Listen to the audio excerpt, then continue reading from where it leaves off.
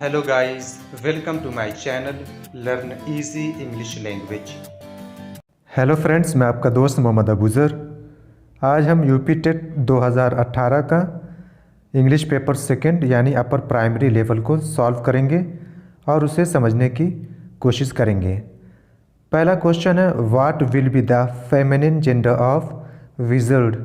Wizard का feminine gender क्या है? विज़र्ड के माने होता है जादूगर, तो इसका जो फेमिनिन होगा पहला वाला विच हो जाएगा। विच के माने जादूगरनी। दूसरा लिजर्ड है, छिपकली, फेयरी, परी, घोस्ट यानी शैतान, भूत। दूसरा है the masculine gender of vixen is. Vixen का मैस्कुलिन जेंडर क्या होगा? तो इसका मैस्कुलिन जेंडर होगा फॉक्स। दूसरा वाला ऑप्शन सही हो जाएगा।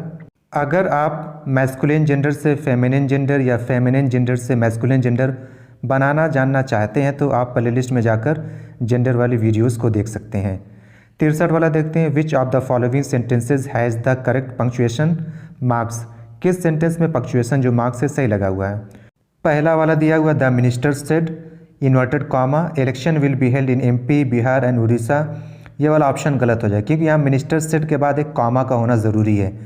दूसरा वाला द मिनिस्टर सेड कॉमा दिया हुआ उसके बाद इन्वर्टेड कॉमा, ये ऑप्शन सही हो जाएगा क्योंकि नरेशन अगर आप बनाना जानते हैं तो यही उसका एक रूल है। ठीक है।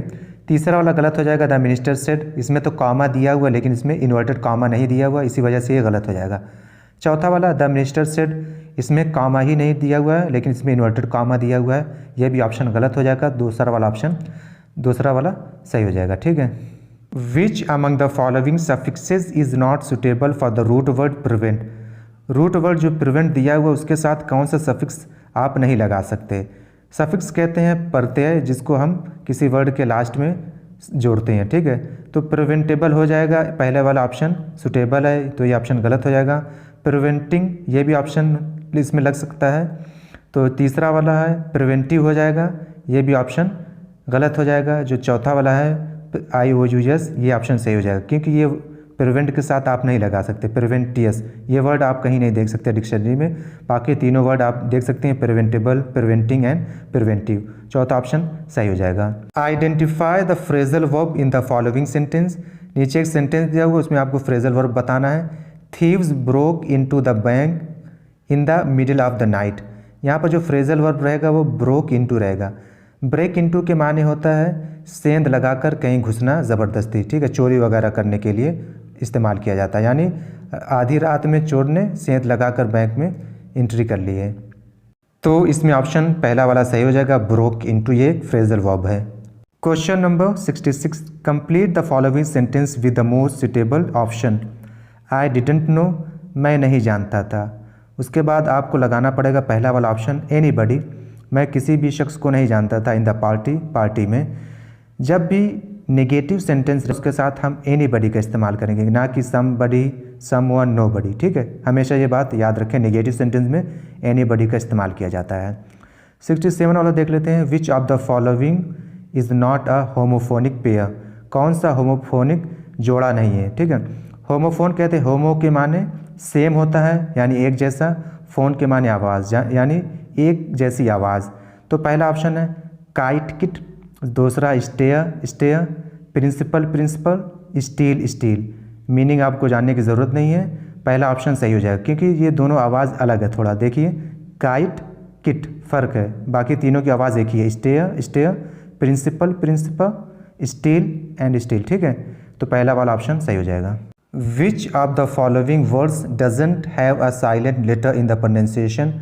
किस वर्ड में कोई भी लेटर साइलेंट नहीं है? पहला वाला नॉक है, इसमें के साइलेंट है, ये ऑप्शन गलत हो जाएगा। दूसरे में ऑरेंज, इसमें कोई भी लेटर साइलेंट नहीं है, तो ये ऑप्शन सही हो जाएगा। तीसरा ऑनेस्ट, ऑनेस्ट में एच साइलेंट है और डेट में बी साइलेंट है, तो दूसरा वाला ऑप्शन सही हो जाएगा। विच part of speech is the word who in the following sentence. जो नीचे एक सेंटेंस दिया हुआ इसमें हु कौन सा पार्ट ऑफ स्पीच है, नाउन है या प्रोनाउन, एडजेक्टिव आपको बताना होगा। God helps those who help themselves, यहाँ पर जो हु है ये है प्रनाउन। ठीक है। रिलेटिव प्रनाउन हो जाएगा, तो चौथा वाला ऑप्शन सही हो जाएगा। अगर आप प्रनाउन नहीं जानते हैं तो आप प्लेलिस्ट में जाकर प्रनाउन को डिटेल में देख सकते हैं, उसको देखने के बाद इंशाल्लाह आपको कोई परेशानी नहीं होगी। असल में ये एक मुहावरा है गॉड हेल्प दोज, यानी भगवान उनकी मदद करता है हु हेल्प देमसेल्फ, जो खुद की मदद करते हैं, यानी हिम्मत मर्दा मदद खुदा। Question number 70, which part of speech is the word so in the following sentence.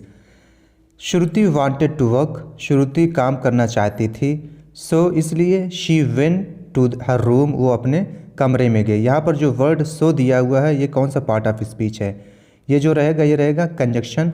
Conjunction हमें पता है दो सेंटेंस को जोड़ने के लिए इस्तेमाल किया जाता है। यहाँ सो के माने देयरफॉर के इस्तेमाल किया गया, यानी इसलिए। अगर आप कंजक्शन नहीं जानते हैं तो आप प्लेलिस्ट में जाकर पार्ट्स ऑफ स्पीच की सारी वीडियोस को देख सकते हैं। Which of the following sentences has a modal verb, किस सेंटेंस में मॉडल वर्ब का इस्तेमाल किया गया है, तो ये चौथा रहेगा her mother ought to know what she is doing in Mumbai. यहाँ जो ऑट टू वर्ड है ये क्या है, मॉडल वर्ब है, बाकी तीनों में मॉडल वर्ब का इस्तेमाल नहीं किया गया है।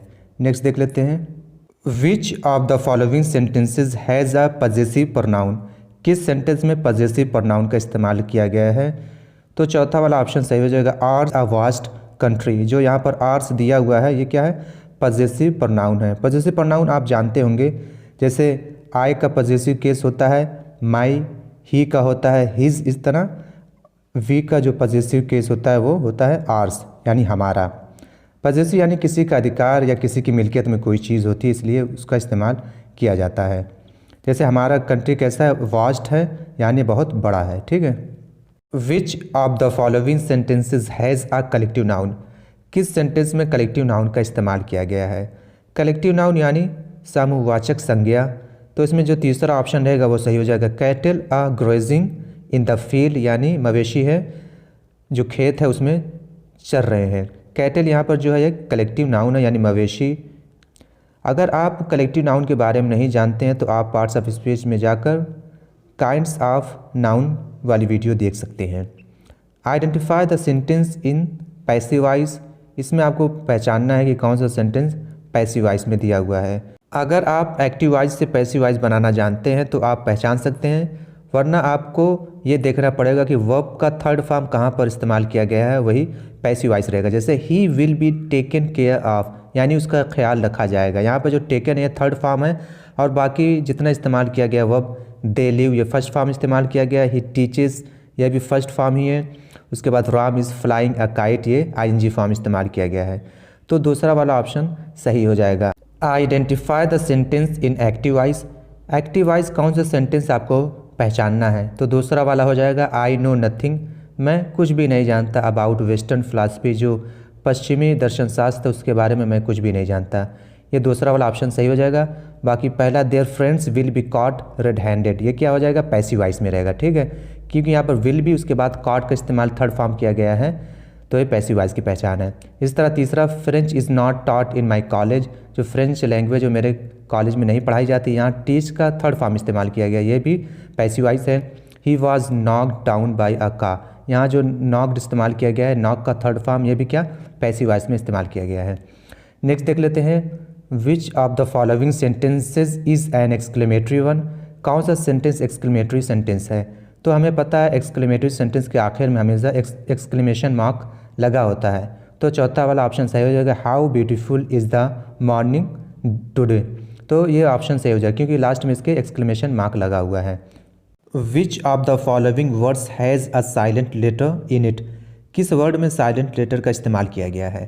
पहला है फॉन, दूसरा क्योर, तीसरा है काम। काम में जो एल है वो साइलेंट है, काम के माने पीस, अमन, शांति। Which of the following sentences has a direct narration, किस सेंटेंस में डायरेक्ट नरेशन का इस्तेमाल किया गया है, तो दूसरा वाला ऑप्शन सही हो जाएगा। He said to me don't cross the limit, और बाकी तीनों में पहले, तीसरा और चौथे में इनडायरेक्ट नरेशन का इस्तेमाल किया गया है। Which of the following sentences has the antonym of narrow, किस सेंटेंस में नैरो का ऑपोजिट इस्तेमाल किया गया है। नैरो के माने होता है संकीर्ण यानी तंग, तो तीसरा वाला ऑप्शन सही हो जाएगा। I admire his broad outlook, यहाँ ब्रॉड के माने विस्तृत, व्यापक, चौड़ा के माने आता है, ठीक है, तो ये ऑप्शन तीसरा वाला सही हो जाएगा। According to the NCF 2005, NCF means national curriculum framework, learning is active and social in its character, तो इसमें जो पहला वाला ऑप्शन है वो सही हो जाएगा। What does motivation do in the process of learning, यानी सीखने के दौरान मोटिवेशन का क्या काम होता है। मोटिवेशन यानी प्रेरणा, उत्तेजना जिसको हम कहते हैं, वो चीज़ हमारे अंदर क्या लाती है। तो चौथा वाला ऑप्शन सही हो जाएगा। It creates interest for learning among young learners, ठीक है। ये हमारे अंदर क्या इंटरेस्ट पैदा करती है। अगर हम किसी से मोटिवेट हो जाते हैं तो हमें बहुत ज़्यादा आसानी मिलती है किसी चीज़ को सीखने में। तो चौथा ऑप्शन सही हो जाएगा। Fill in the blanks with appropriate prepositions, आपको एक उचित प्रीपोजिशन इसमें भरना है। अशोका इज़ वर्दी, जो अशोक है वो योग है, किस चीज़ के योग है, रिमेम्बरेंस यानी याद करने के योग है। तो वर्दी के साथ जो प्रीपोजिशन इस्तेमाल की जाती है वो ऑफ रहती है। ये बात हमेशा याद रखें, कभी भी वर्दी के साथ ऑफ प्रीपोजिशन का इस्तेमाल किया जाता है, यानी अशोक याद करने के योग है, काबिल है, ठीक है। क्वेश्चन 83 देखते हैं। What is the subject of the following sentence, no man can serve two masters. इस सेंटेंस में आपको सब्जेक्ट बताना है। हमें पता है एक सेंटेंस का दो पार्ट होता है, एक सब्जेक्ट दूसरा प्रेडिकेट होता है। यहाँ पर जो नो मैन है ये क्या है, सब्जेक्ट की तरह इस्तेमाल किया गया है, तो चौथा वाला ऑप्शन सही हो जाएगा। और जो कैन सर्व टू मास्टर्स है ये प्रेडिकेट है, ठीक है। अगर आप सब्जेक्ट और प्रेडिकेट नहीं जानते हैं तो आप पार्ट्स ऑफ सेंटेंसेस वाली वीडियो जाकर प्लेलिस्ट में देख सकते हैं। एक पैसेज दिया हुआ है, उसमें से आपको 84 एंड 85 का जवाब देना होगा। अगर आपको कोई प्रॉब्लम हो वर्ड्स मीनिंग में या ट्रांसलेशन में तो आप कमेंट बॉक्स में लिखकर पूछ सकते हैं, ठीक है। मैं इसका जवाब बता दे रहा हूँ 84 और 85 का। पहला क्वेश्चन है, in the given passage what do you understand by the word होबो। होबो का क्या मतलब है इस पैसेज में, तो ये दूसरा वाला ऑप्शन सही हो जाएगा। Someone who does not have a job, एक ऐसा शख्स जिसके पास कोई जॉब नहीं है, कोई नौकरी नहीं है। या अ हाउस, जिसके पास घर भी नहीं है। एंड मूव्स, और वो घूमता रहता है। From one place to other, एक जगह से दूसरी जगह घूमता रहता है, ना उसके पास कोई जॉब है ना घर है, ठीक है। ऐसे शख्स को क्या कहते हैं, होबो इस पैसेज में, ठीक है। ऐसा भी शख्स जिसके पास टिकट वगैरह नहीं रहता है, ट्रैवलिंग वगैरह करने के लिए बस में या ट्रेन वगैरह पर चढ़ जाता है, फ्री में घूमता रहता है, उसको भी होबो ही कहते हैं। दूसरा क्वेश्चन है, स्कर्वी मीन्स, स्कर्वी के क्या माने हैं, तो पहला ऑप्शन सही हो जाएगा। A disease resulting from a lack of vitamin C, vitamin C की कमी से होने वाली बीमारी को क्या कहते हैं, स्कर्वी, ठीक है। नेक्स्ट देखते हैं 86 वाला। Identify the wrong collective noun, आपको गलत जो कलेक्टिव नाउन यानी समूहवाचक संज्ञा है उसको पहचानना। आर्मी, ये तो सही है। तीसरा वाला सीजर्स, ये भी क्या है, सही है। जो चौथा वाला डॉटर्स इन लॉ, ये भी सही है। जो दूसरा वाला ऑप्शन है ये गलत हो जाएगा। शीप्स नहीं, बल्कि यहाँ पर शीप होना चाहिए, एस नहीं होना चाहिए था, ठीक है। तो दूसरा वाला ऑप्शन सही हो जाएगा। Identify the correct sentence among the following, 4 sentence दिया हुआ, उसमें से आपको सही सेंटेंस बताना है। तो पहला वाला ऑप्शन सही हो जाएगा। Please look at my certificates, look at के माने होता है देखना या स्टडी करने के माने में। जो दूसरा दिया हुआ प्लीज़ ओवरलुक के माने होता है नज़रअंदाज करना, अनदेखी करना। इसी तरह तीसरा वाला भी गलत हो जाएगा, प्लीज़ सी माई सर्टिफिकेट्स। चौथा वाला please see into my certificates, see into के माने होता है इन्वेस्टिगेट करना, जांच करना, या सी इनटू के माने किसी सच्चाई को जानने के माने में भी आता है, यानी डिस्कवर द ट्रुथ। 88 वाला देख लेते हैं। Complete the following sentence with the most appropriate word, जो सबसे उचित वर्ड रहेगा उसको आपको चूज़ करना होगा।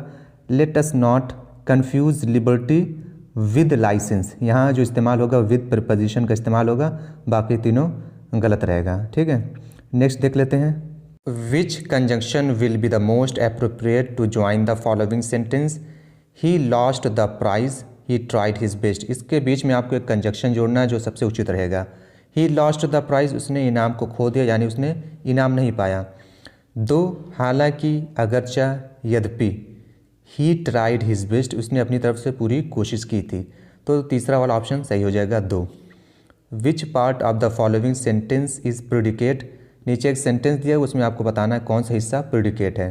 On Saturday morning my friends and I play football in the park, on Saturday morning my friends and I, ये क्या हो जाएगा, सब्जेक्ट हो जाएगा, ठीक है। Play football in the park, ये हो जाएगा प्रेडिकेट। तो ये दूसरा वाला जो ऑप्शन रहेगा वो सही हो जाएगा। अगर आप नहीं जानते हैं सब्जेक्ट क्या है प्रेडिकेट क्या है, तो आप पार्ट्स ऑफ सेंटेंस वाली वीडियो जाकर देख सकते हैं। उम्मीद है दोस्तों आपको ये वीडियो पसंद आई होगी। Thank you so much for watching my video.